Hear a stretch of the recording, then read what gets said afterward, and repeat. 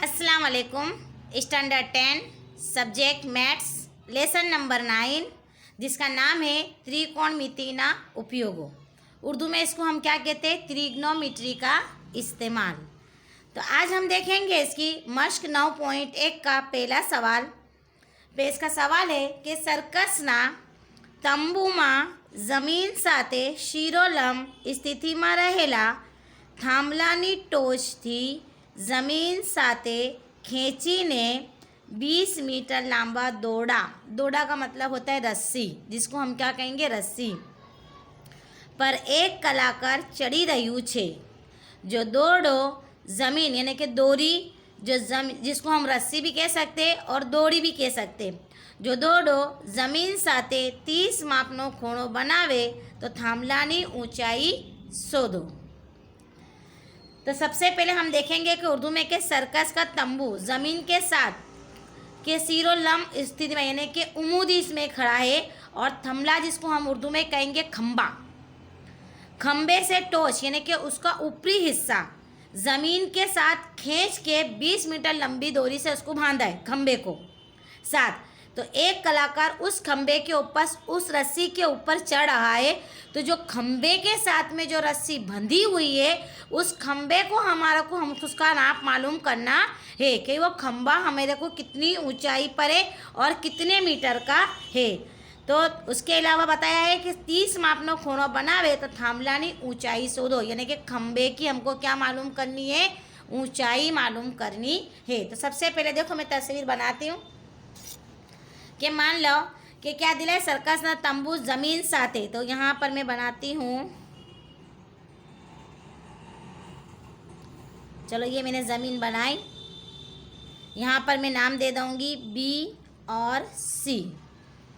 इसके बाद मैं क्या बनाऊँगी? खम्बा लूँगी एक, जो हमको माप दिया गया नहीं है। ये मेरा खम्बा है, इसका नाम मैंने दे दिया ए बी। अब उसके बाद जो दोरी यानी कि ए से लेकर ज़मीन के साथ सी तक जो दोरी यानी कि जो रस्सी बांधी है, जो दोरी बांधी है, इसका माप हमको कितना दिया गया है? 20 मीटर। कितना दिए लाए? 20 मीटर।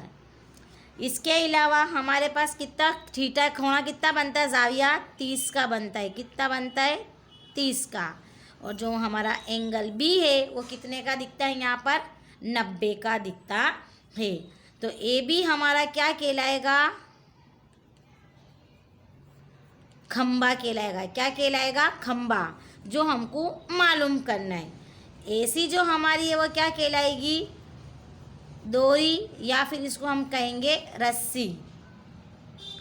ज़मीन के साथ यानी कि ए सी ए के साथ में ये हमारी क्या है? टोच है। क्या कहलाएगी? ये टोच यानी कि ऊपरी हिस्सा। तो यहाँ से लेकर यहाँ तक इसको 20 मीटर डोरी से बांधा गया है और उसके ऊपर एक कलाकार चढ़ रहा है। तो जो ये खम्बे के साथ जो रस्सी बांधी गई है, जो डोरी, उसका हमको नाप मालूम करना है। तो सबसे पहले देखेंगे हम, चलो कि इसको हमको समझाना है। सबसे पहले तो ए सी हल लिखेंगे हम इसका। तो ए सी बराबर हमारे पास क्या दिया गया है? ए सी हमारे पास, या फिर ए सी हमारे पास क्या है? दोरी है। हमको मालूम क्या करना है? ए सी, चलो दोरी लिख देते हैं हम। दोरी, ए सी बराबर क्या है? दोरी है, जिसका माप हमको कितना दिया गया है? 20 मीटर। ए बी हमारे पास क्या है?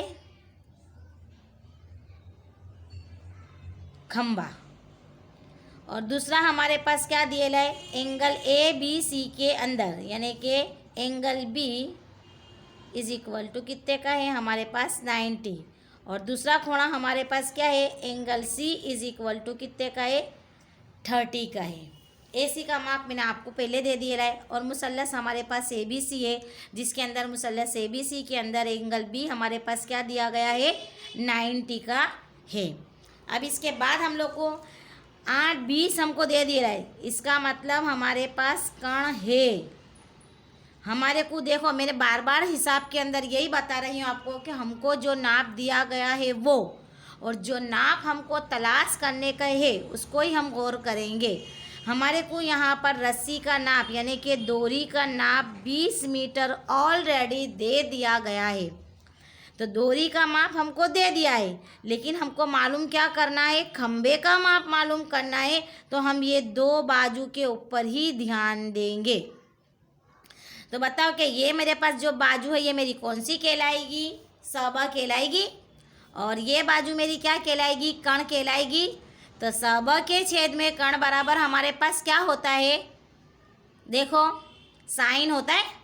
और हमारे पास कोणे का जो नाप है वो क्या है, सी है। इसलिए मैं किसका इस्तेमाल करूँगी, साइन सी का इस्तेमाल करूँगी। किसका इस्तेमाल करूँगी मैं, साइन सी।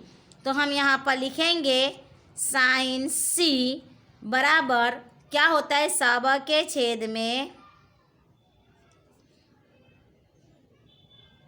कण, सबा के छेद में कण। अब हमारा सबा क्या है, यहाँ पर ए बी है और कण हमारे पास क्या है, ए सी।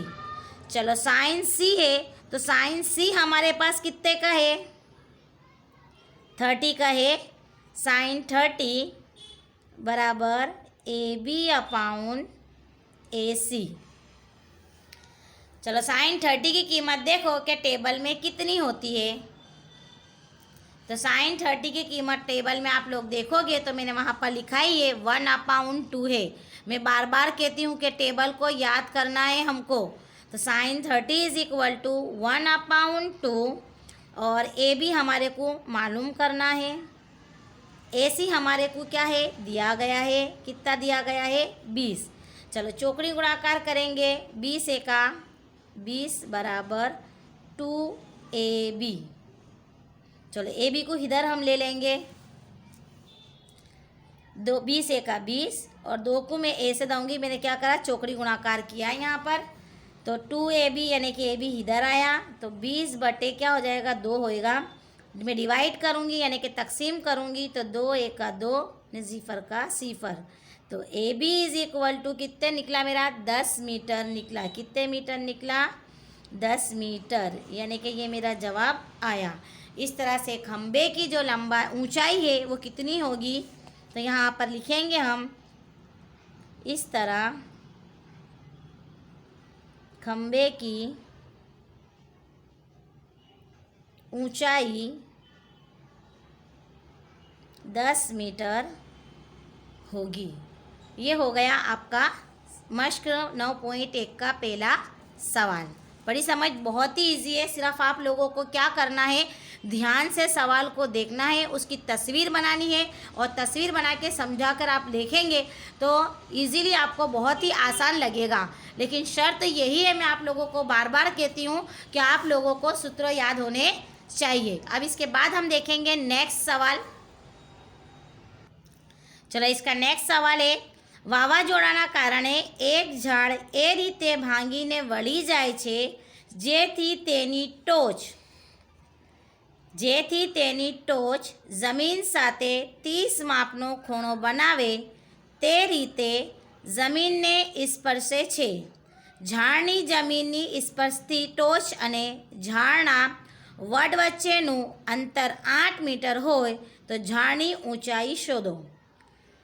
देखो कि वावाजोड़ा यानी कि तूफान की वजह से एक झाड़ इस तरह से टूटकर नीचे की जानिब गिरता है तो जो उसका ऊपरी हिस्सा है, टॉच यानी कि जो उसका ऊपर का हिस्सा है वो ज़मीन के साथ में वल जाता है, बीच में से टूटता है। वो जो दरख्त है वो काय में से दरमियान में से टूटकर जो उसका ऊपर का हिस्सा है वो ज़मीन को छूता है।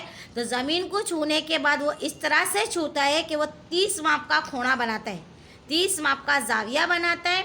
और ज़मीन के साथ यानी कि ज़मीन और जो उसका दरख्त का तना है वो दरमियान के अंदर कितने मीटर का फासला रखता है, वो 8 मीटर का फासला लेता है। तो सबसे पहले हमको झाड़ की ऊंचाई मालूम करनी है यहाँ पर। तो सवाल में क्या दिया है हमको, झाड़ की ऊंचाई। तो देखेंगे इसको मैं तस्वीर के ज़रिए आपको बताती हूँ।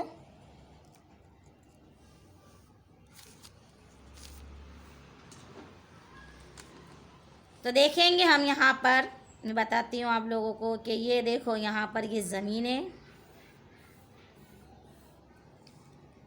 चलो ये झाड़ ले लिया मैंने, ये दरख्त लिया। अब मैं यहाँ पर नाम दे दूँगी, ये दरख्त का नाम मैं दे दूँगी यहाँ पर ए। झाड़ मेरा क्या है, इसकी टोच है ये टोच से टूटकर मान लो कि दरमियान में से ये टूट जा रहा है, तो ये यहाँ की जो टोच है, तो जब ये वलेगा तो वलने के बाद जो ए है वो कहाँ पर आ जाएगा, यहाँ पर आ जाएगा, ज़मीन को छुएगा, तो ये मेरा झाड़ टूट गया। तो ये दरख्त जब टूटा तो मैं यहाँ पर नाम क्या दे दूँगी, बी, यानी कि पूरा दरख्त मेरा क्या है, ए बी, और यहाँ पर मैं दे दूँगी सी। पूरे दरख्त का नाम मैंने क्या दिया है, सी दिया है। दरख्त अभी पूरा है, लेकिन तूफान आने की वजह से वो दरमियान में से टूट जाता है, तो जो उसका ऊपर का हिस्सा है वो नीचे ज़मीन से तो आएगा ही, नीचे ही गिरेगा वो। तो ये गिर के यहाँ पर जब आता है तो इसका नाम मैं क्या दे दूँगी, डी दे देती हूँ। और ये कितने का जाविया बनाता है, 30 का। देखो हमको सवाल में दिए पहले से दिया है कि 30 का। और ज़मीन और ये तना, तो ये दोनों का फासला उसने कितने मीटर दिए लाए, 8 मीटर दिए लाए। तो हमको ये पूरे दरख्त की लंबाई मालूम करनी है। हमको पूरे दरख्त की लंबाई दी गई नहीं है, सिर्फ हमको उसका क्या दिया गया है, उसका फासला, यानी कि ज़मीन से तने तक का फासला उसका कितना दिए लाए, 8 मीटर। ऐसी मेरा पूरा दरख्त है जो वावाजोड़े की यानी कि तूफ़ान की वजह से बीच में से यानी कि दरमियान में से टूटकर ज़मीन को छूता है। तो जो मेरा ए था वो कहाँ पर आ जाएगा, डी पर आ गया। तो मेरे को क्या करना है, पूरा ए सी मालूम करना है। तो चलो अब इसको हल करेंगे हम। तो सबसे पहले इसको हमको समझाना पड़ेगा तस्वीर को, तो मैं तस्वीर को समझाती हूँ। सबसे पहले देखेंगे हम कि देखो ए सी मेरा क्या है, हम लिखेंगे ए सी दरख्त है, ए सी दरख्त है। जो बी में से है ना, जो नुक्ता बी, मैं यहाँ पर लिख दूँगी, जो नुक्ता बी से टूटकर इस तरह से मुड़ जाता है, इस तरह से मुड़ जाता है कि जिससे बी से मुड़कर इस तरह से मुड़ जाता है, जिससे उसका ऊपरी हिस्सा, जिससे उसका ऊपरी हिस्सा ज़मीन को, ऊपरी हिस्सा ज़मीन को डी पर छूता है। इतना लिख दिया। ये हमारा सवाल में ही है कि वावाजोड़ा कारण एक ઝાડ એવી રીતે ભાંગીને વળી જાય છે જેથી તેને ટોચની જમીન સાથે 30 માપનો ખૂણો બનાવે છે। तो मैंने लिखा कि ऐसी दरख्त है जो नुक्ता बी से टूटकर ज़मीन को इस तरह से मुड़ जाता है कि जिससे उसका ऊपरी हिस्सा ज़मीन को डी पर छूता है। अब उसके बाद मैंने यहाँ पर एंगल डी, तो हमारे को यहाँ पर angle D is equal to कितना दिया गया है, 30 है। तो यहाँ पर मैं लिखूँगी एंगल डी बराबर कितने, 30। इसके अलावा एंगल सी भी मेरा बनता है। तो एंगल सी जो मेरा है वो कितने का बनता है, 90 का बनता है। अब जो मेरा ए बी है, तो ये तो ए बी है, तो टूट के यहाँ आ गया। तो कुछ दरख्त जब टूटता है तो बढ़ेगा घटेगा तो नहीं, तो टूटने के बाद जो ए बी का जो हिस्सा है तो वो ए बी बराबर मेरा क्या होगा, बी डी होगा, क्योंकि ये टूट के तो यहाँ पर ज़मीन पर आ गया है। तो यहाँ पर मैं लिखूँगी A B is equal to B D. चलो हम अब हमको क्या मालूम करना है, पूरे दरख्त की ऊंचाई मालूम करनी है। ऐसी दरख्त है तो उसकी ऊंचाई मालूम करनी है हमको। तो सबसे पहले ही मैं बता चुकी हूँ कि हमारे को डी सी दिया गया है, हमको सामने वाली ए सी मालूम करना है। तो सबसे पहले मेरे को डी सी है तो बी सी मेरे को मालूम करना पड़ेगा, ये हिस्सा मालूम करना पड़ेगा मेरे को। तो डी सी ये और ये, तो सोचो कि कौन सी रहेगा, ये हमारी कौन सी बाजू है और कौन सी, सबा के छेद में पबा क्या होता है कि नहीं कुछ? सबा के छेद में पबा, देखो तस्वीर में देखो, और मेरे ज़ाब्ते जो मैंने लिखा है उसमें चेक करो। चेक किया आपने?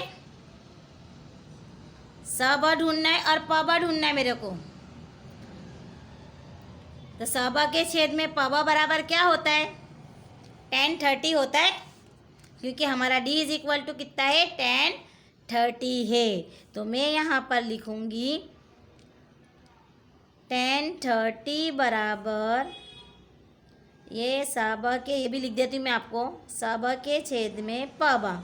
अब बताओ मेरा सबा यानी कि सामने की बाजू कौन सी है? BC है, और पबा मेरा क्या है? DC है।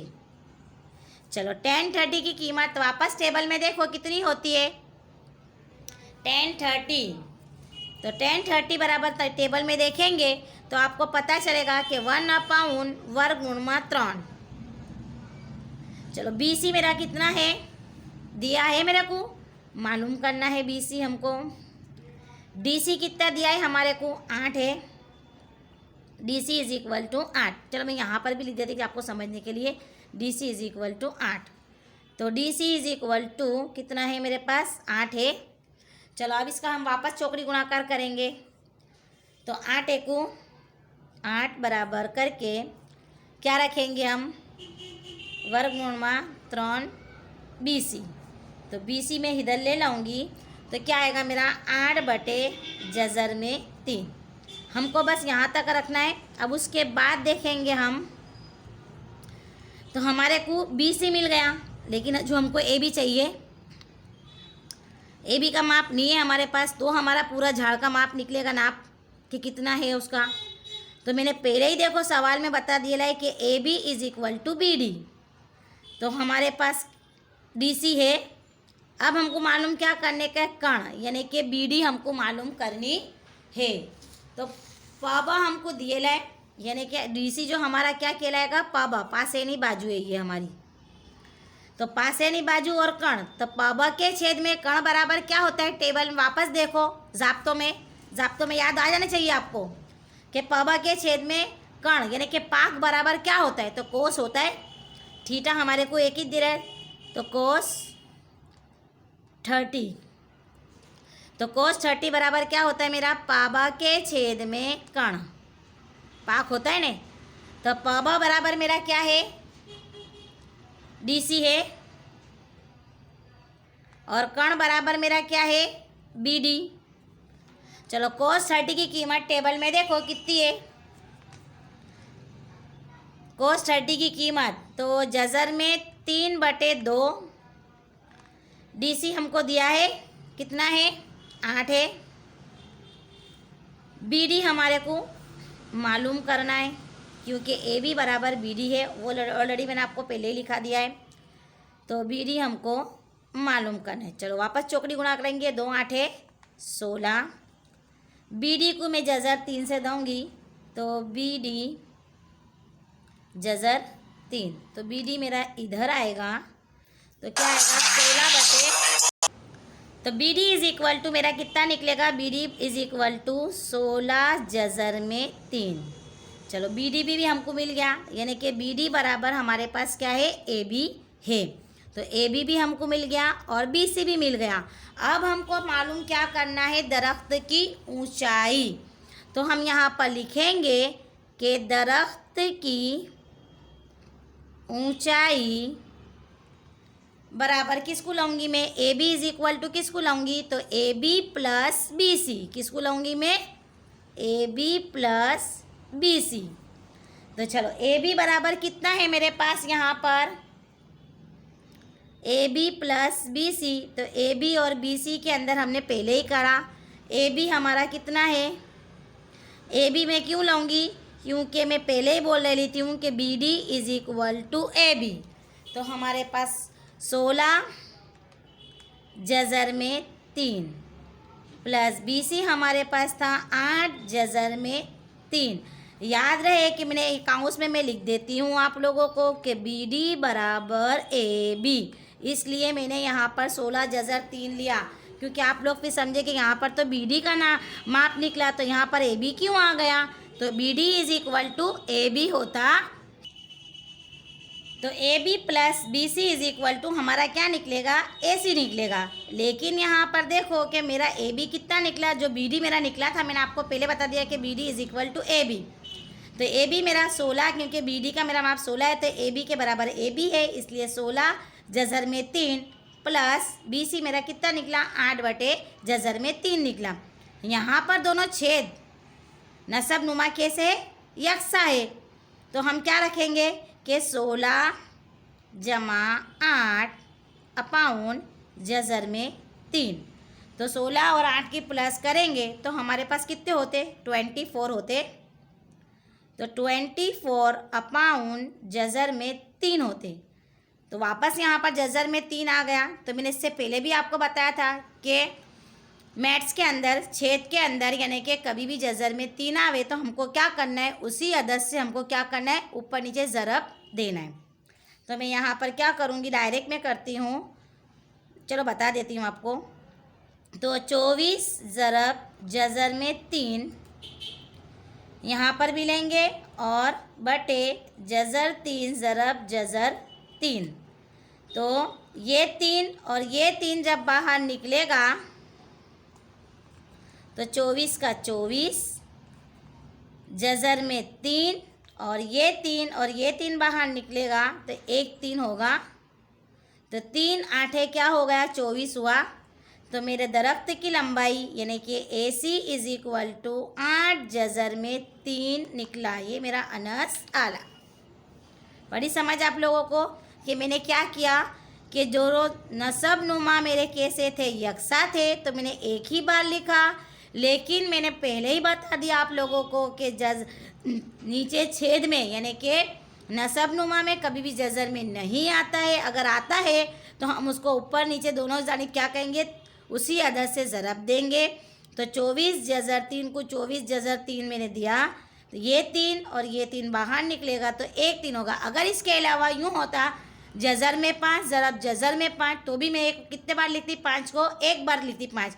अगर मेरा जज़र में 2 होता तो भी मैं कितने बार लिखती, एक बार लिखती। जज़र में होने के बाद बाहर निकलेगा तो वो 1 2 हो जाएगा। फिर मैंने 3 को 24 से डिवाइड करा यानी कि तकसीम दिया, 3 8 24 और जज़र में 3 का 3। इसलिए मेरा जो दरख्त की लंबाई ऊंचाई निकली वो 8 जज़र में 3 मेरा जवाब आया। अब इसके बाद की हम नेक्स्ट मिसाल दूसरे पीरियड में देखेंगे।